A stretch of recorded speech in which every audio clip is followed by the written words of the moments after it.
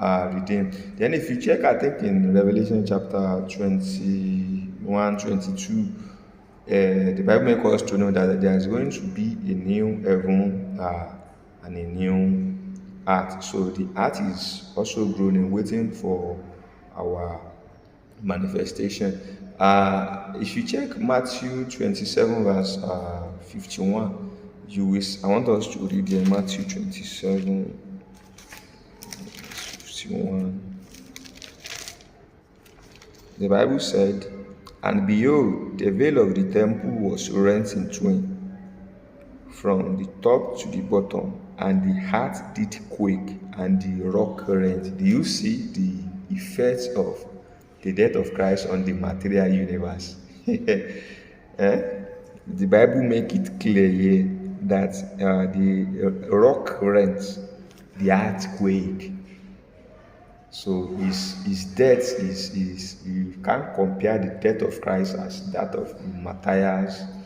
You can't tell me that the death of Christ is accidental and you expect me to swallow that bunch of lie. So the essence of the death of Christ, the effect of the death of Christ is that it affects the physical or material universe too. And in summary,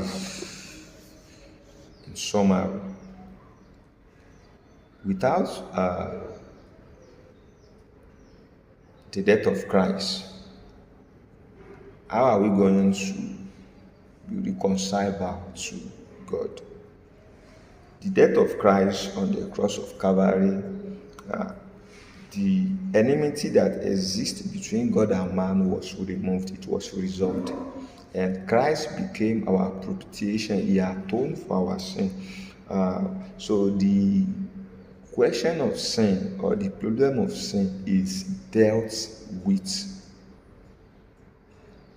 Because of the death of Christ, because of his death, we have access to the Father. We are accepted in the Beloved. Because of his death, we are justified. Justification. Because of his death, we are sanctified. Sanctification. Because of the death, we have an inheritance.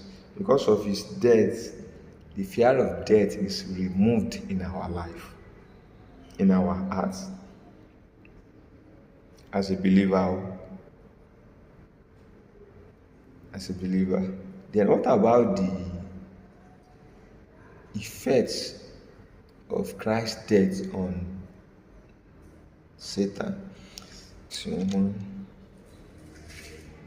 12:31. 12:31. He says, "Now is the judgment of this world. Now shall the prince of this world be cast out." And do you remember in John chapter 3, verse 14, the Bible said, "And as Moses lifted up the serpents in the wilderness, even so will the Son of Man be lifted up." As Christ was lifted up on the cross of Calvary, it meant the casting out, the casting down of the devil. So the devil has no dominion, he has no jurisdiction over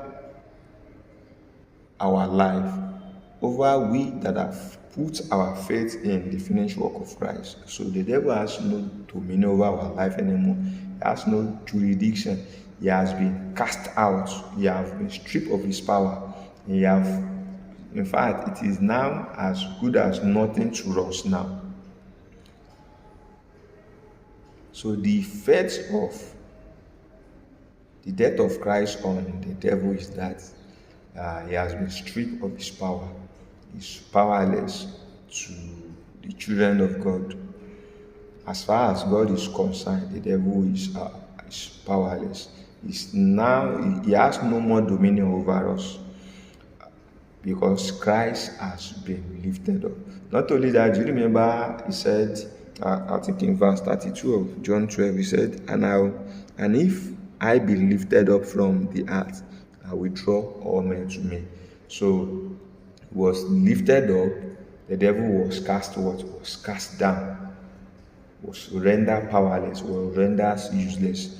And at the same time, if I'm lifted up, I will draw all men, because salvation of God for mankind is for all men.